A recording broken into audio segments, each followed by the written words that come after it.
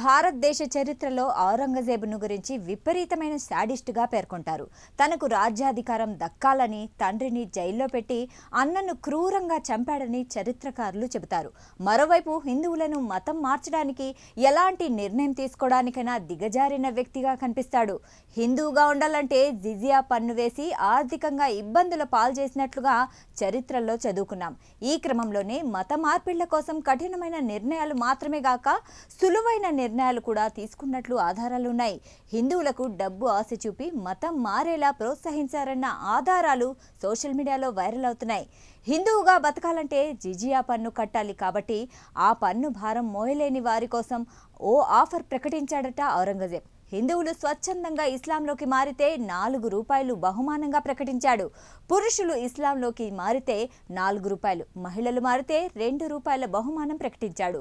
1685 April 7వ తేదీన ఔరంగజేబ్ అందుకు సంబంధించిన ఫర్మానా జారీ చేసినట్లు చారిత్రక ఆధారాలున్నాయి. ఎప్పుడూ హింసా ప్రవృత్తితోనే కాక కాసింత మానవీయంగా ప్రవర్తించేలా వ్యవహరించాలని కొందరు మంత్రులు చెప్పిన హితోక్తులు నచ్చడం వల్లే ఔరంగజేబ్ ఇలాంటి నిర్ణయం తీసుకున్నట్లు చరిత్రకారులు చెబుతారు.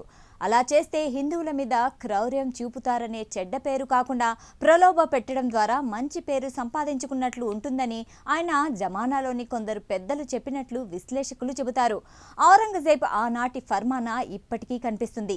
ఆనాటి ఒరిజినల్ డాక్యుమెంట్స్ రాజస్థాన్ స్టేట్ ఆర్వెన్స్లో, బికానీర్లో ఉన్నాయి. పలు ఎగ్జిబిషన్లలో కూడా ప్రదర్శించారు. జాదూ నాద్ సర్కార్ చరిత్రకారులు కూడా ఆ అంశాన్ని పలు సందర్భాల్లో ప్రస్తావించడం విశేషం. ఇప్పుడు మనం చూస్తున్న ఈ ఇమేజ్ కూడా ఒక ఎగ్జిబిషన్లో ప్రదర్శించినప్పుడు తీసిందే. మీ చుట్టూ ఉన్న కాఫిర్లను మతం మార్చాలని స్వయంగా ఔరంగజేబ్ ఆనాటి ముల్లాలను ఆదేశించినట్లుగా ఆ ఆదేశంలో ఉంది. మతం మారిన తర్వాత పురుషులకు ₹4, మహిళలకు ₹2 బహుమానంగా ఇవ్వాలని పేర్కొన్నాడు. ఆనాటి ఆర్థిక అవసరాలు దృష్టిలో ఉంచుకొని చాలా మంది హిందువులు జిజియా పన్ను కట్టలేని స్థితిలో ఉన్నవారు లక్షలాది మంది మతం మార్పిళ్లు చేసుకున్నారు. సో ఈ లెక్కన హిందువులు ముస్లింల డిఎన్ఏలు ఒకటేనన్నమాట. అన్నట్టు మన దేశంలో హిందువులు ముస్లింల DNA ఒకటేనని RSS chief Mohan Bhagwat ఇందుకే అన్నారేమో.